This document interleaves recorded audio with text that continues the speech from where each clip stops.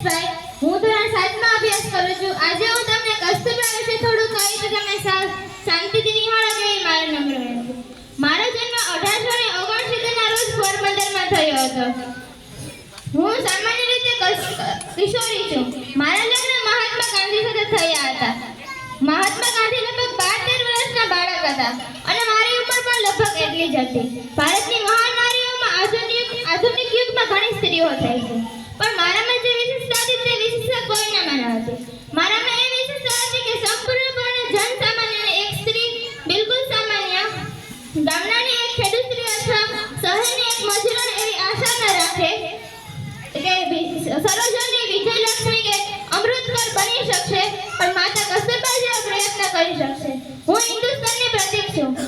ભારતની મહાન નારીઓમાં ઉચ્ચ ગુણ તથા મૂળભૂત હતા. એટલે તો બાપુએ એક જગ્યાએ લખ્યું છે કે જો હું મારી પત્ની માટેનો પ્રેમ અને ભાવનાનું વર્ણન કરું